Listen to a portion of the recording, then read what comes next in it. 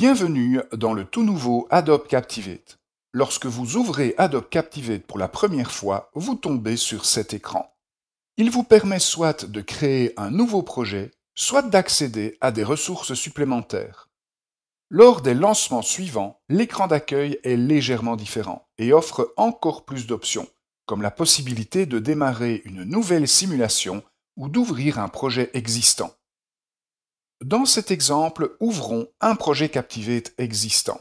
Lorsque le projet s'ouvre, vous découvrez la toute nouvelle interface d'Adobe Captivate. Au centre de l'écran se trouve la scène, où vous pouvez voir la diapositive actuellement sélectionnée. Il s'agit de votre zone de travail principale. Adobe Captivate étant responsive par défaut, ces boutons vous permettent de simuler différents appareils et orientations. Les outils et fonctionnalités d'Adobe Captivate se trouvent tout autour de la scène. Dans la colonne de gauche, ces boutons vous permettent d'ajouter de nouveaux éléments au projet. Par exemple, ajoutons une nouvelle diapositive vide. Nous pouvons ensuite utiliser les autres icônes pour ajouter des blocs de texte, des blocs de médias tels que des images ou des vidéos, des composants interactifs tels que des boutons et des champs de saisie, et enfin, la dernière icône vous permet d'ajouter différents widgets interactifs. Dans cet exemple, ajoutons le widget carte. Cette icône vous permet de capturer des diapositives de simulation en utilisant la fonction de capture d'écran intégrée à Adobe Captivate. Mais nous ferons cela dans une prochaine vidéo. Il y a une dernière icône tout au fond de la colonne de gauche. Elle ouvre la bibliothèque des actifs qui contient tous les actifs disponibles dans Adobe Captivate. Il s'agit de modèles de diapositives, de personnages, d'images, d'icônes, ainsi que de fichiers audio et vidéo. Cliquez à nouveau sur cette icône pour fermer la bibliothèque des actifs et revenir à la situation précédente.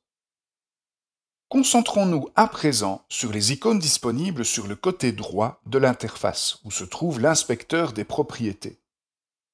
Ces icônes vous permettent de modifier les propriétés de l'élément sélectionné. La première chose à faire est donc de sélectionner quelque chose.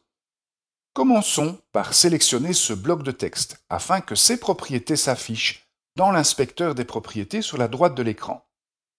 Si je clique sur le bloc d'image situé juste en dessous, les propriétés du bloc d'image sont désormais visibles.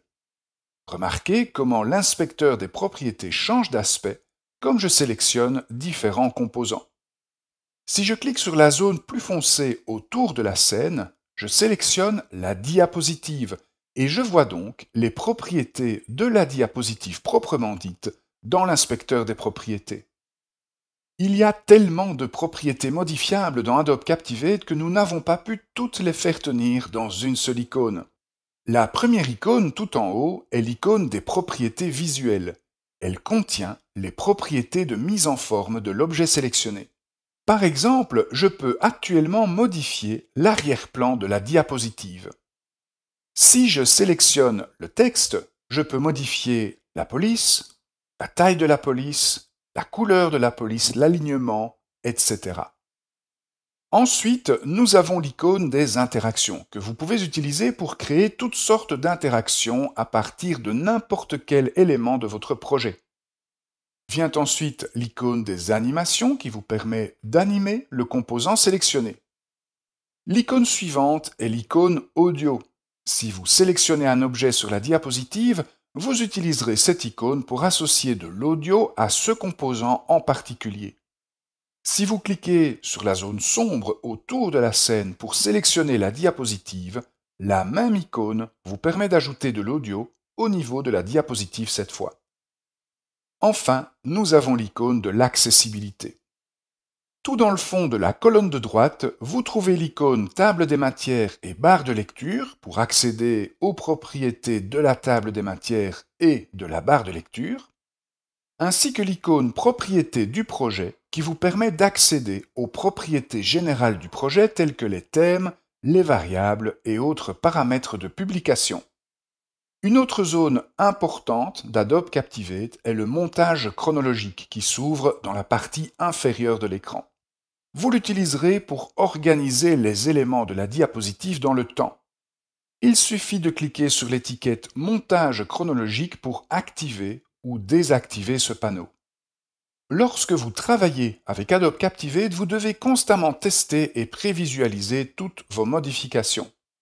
Vous pouvez le faire en utilisant le bouton Aperçu situé dans le coin supérieur droit de l'écran.